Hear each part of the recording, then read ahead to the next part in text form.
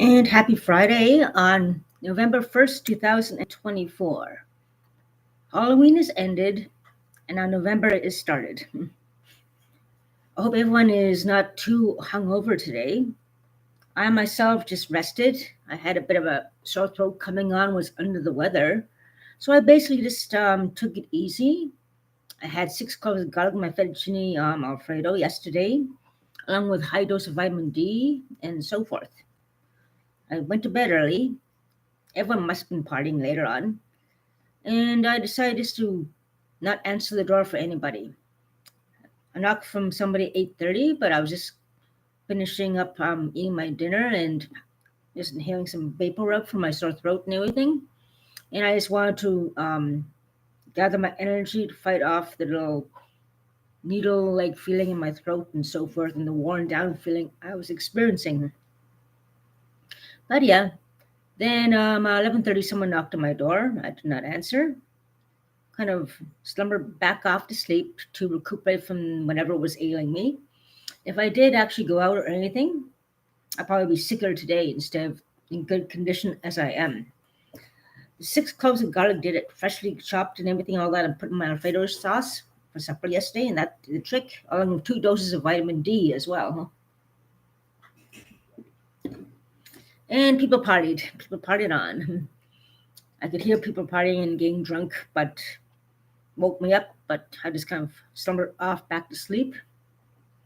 And then at 4:20 in the morning, someone was yelling in the hallway, so drunk, but yelling not so loud, but loud enough to wake me up. Slurring the words so badly and trying to yell, but not yelling effectively. Briefly, about 4:20 in the morning, I couldn't understand what she was saying hardly, except the word hooker and something like that. Not much else I could hear.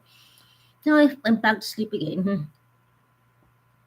And then I had a nice, beautiful morning at St. Morning doing some things.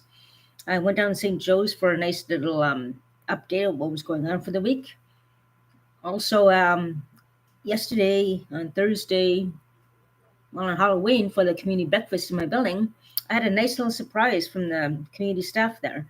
They actually made a little cupcake with a nice little candle, wishing me a happy birthday, which was great. And then they wanted to ask me about the vouchers for some people in the community who are in need. So I gave them the info up for them to, you know, to help other people and so forth. But basically, it was a good day, quiet day, recuperative day. Pay my phone bill, got my phone, um, got some food, got the cat supplies. And today I basically had another quiet day, going back to St. Joe's to, like I said, going to St. Joe's. Did my laundry, had a couple cups of tea, had a good lunch with some pizza, flat pizza bread with salad and some chips there at St. Joe's. And then I got some food from the mission truck at my building, meatballs and some rice for supper just now. I'm feeling better. My throat is kind of a little still a little bit not sore. It doesn't feel like a needle in my throat, but it's still kind of there. But yeah, it's been an easygoing day. I saw one of the neighbors knocking on the other neighbors, and she looks strung out. Her eyes, dark circles under her eyes, and and for her, even for the dark skin, it's like, wow, you've been partying a lot hard. Even with your, she looked so hungover and everything, and so wrecked. Everyone was getting wrecked yesterday, and I'm glad I didn't. Slip like a rock. Didn't answer the door for anybody. And I just need to recuperate from this little scratchy needle-like feeling in my throat, and so forth. Anyways, aside from that, it's a transition from October into November, and quite coincidentally, from warm weather, the weather is very cool again today. It was very warm the past few days, like plus 20 and so forth. And Halloween was very nice. Then it turned windy in the evening. And today, now it is cold and bitter again. So I think that's the last of the warmth we're going to get until spring. Yep, winter's going to be coming next. Autumn is in full swing and winter's going to be coming. So it's time to get those gloves, time to get those toques, time to get the neck cuffs and everything, keep your neck warm. And also time to get those vaccinations in order as well. If you are susceptible, maybe it's a good idea to wear a mask as well. on the bus or crowd areas and so forth, if you feel you need to for your health reasons, if you're vulnerable. Um, Hopefully, no ODs have happened this holiday weekend. Everyone was hungover partying in the building here. Well, not everybody, but a few people. And it was not that loud, just one or two outbursts there. That's about it. At 4:20 in the morning, that one person was so drunk she was slurring, yelling her words at 4:20 in the morning. Not that long though. I went like sleep shortly after that. But yeah, hopefully no ODs happened downtown and everything too. Hopefully everyone was safe and so forth. As we transition now from Halloween into November, it is time to think about keeping healthy too. For me, I like drinking a lot of tea, and I like drinking a lot of chicken broth and beef broth soups with garlic and onions. Fresh garlic, mind you. And tea, ginger tea, turmeric tea, mint peppermint tea. There's mint tea as well, which is kind of harder to find. Um, Tea basically detoxes you and flushes your system out and so forth. Eucalyptus, some hot baths sound good. Get some eucalyptus and have a hot bath, to inhale that steam. Maybe keep your room humidified with hot steam in your place to help keep your nose from drying out and so forth. And those are the first top things I can think of to keep healthy as cold weather comes in.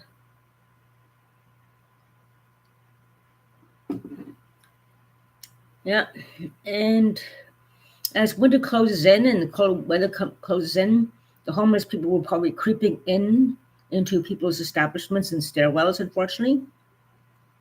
That's another thing that we have to be aware of that's coming up. They'll start coming into people's places, and you probably see more people in stairwells and so forth, sleeping there to keep warm. Um, Storage units have to be checked out too for people who may go down there. Also, human trafficking victims also get stored in storage units, I've heard. Don't think that's going to happen here, but you never know. I doubt it's going to be that extreme, but um, there's going to be a lot of home takeovers that could be happening as well, as people are trying to find places to come in from the cold and try to target people to get them into a home takeover situation. So it's nothing to be on the lookout for and to be aware of as well. Uh, I'm sure there might be ODs might go up again, unfortunately, as the cold weather happens. People want to get high to keep warm, and then people might die from hypothermia out there, or more ODs as well. So that's another thing to think about. Uh, people are hungover now today in the day. It's quiet now, but I'm sure once they get over their high, the partying ways, they'll be back at it again. Tonight's Friday, the weekend. People got the money. Who knows? It might happen again tonight.